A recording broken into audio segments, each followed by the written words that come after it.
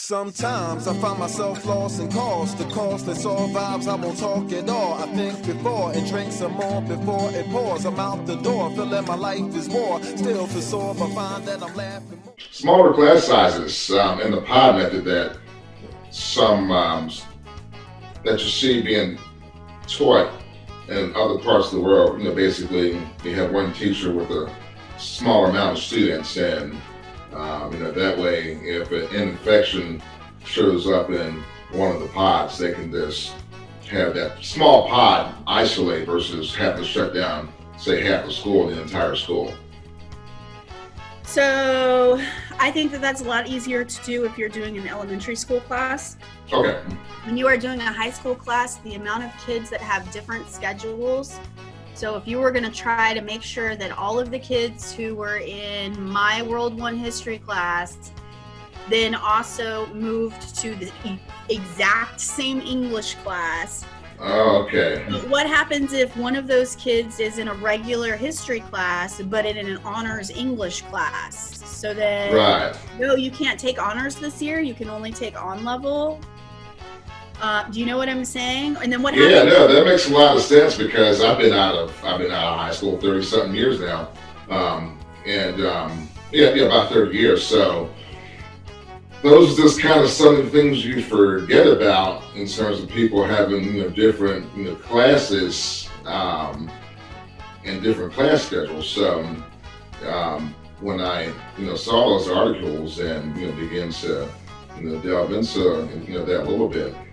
It's like, well, maybe that makes sense. But now that you're explaining the way that you did, because you're in the front lines of this as an educator, that makes a lot more sense. So, thanks for clearing that up.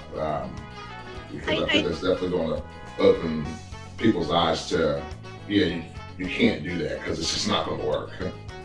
Well, I mean, unless you want to hold kids back that should be in, or bands. What happens if you've got 10 kids in your class who are in bands and the other, 25 or 15 or however many you have are not? So then you have to, it's contact tracing that's so hard in high school. And I think that people forget that when they're thinking about this pandemic. I understand that for their social and emotional needs, they really want their kids back in a brick and mortar building.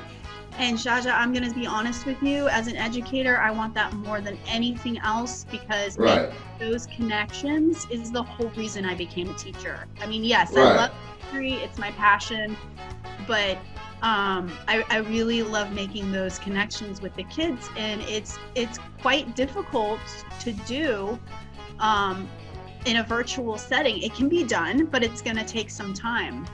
Right. So what I would say if you wanted to do pods in high school would be find 3 or 4 kids who aren't going to go out and hang out with all of their other friends without masks, and then rotate. Right. And granted, they're not going to be in the same class, but at least they can be in the same house, Right. So I think that's a good idea. And while I do believe that this is not a perfect, virtual is not perfect. I think it's necessary right now. If you look at these other school districts who have gone back in person and then shut down, and these colleges who have gone back in person and shut down. Right.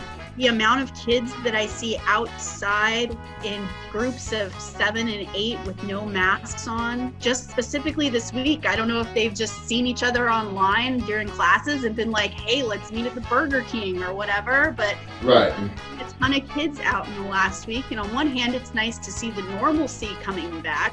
But on the other hand, what happens if after first quarter we decide to go back face to face and all of these kids have been running around without masks for the last 2 months? Good point. Very good point. So lots of moving pieces to try to sort this all out. And I guess we're trying to learn as we go along, but at the same time, people's health can definitely be at risk. Maybe not so much at the level of the students, since they tend to, if they do contract it, they tend to recover quicker. But if you got older teachers and staff members or parents at home with pre-existing medical conditions, then they can be an unintended consequence of being a super spreader event. For sure.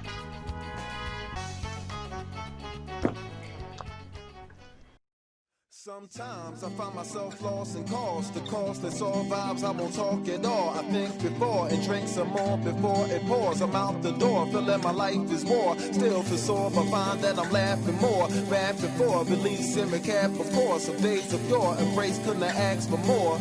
Leaving hickeys just beneath the line of your jaw, but still appalled. Call up my dream, make dreams fall to see you from a distance. Hear my heart call, it goes to war. I guess I love to not mature.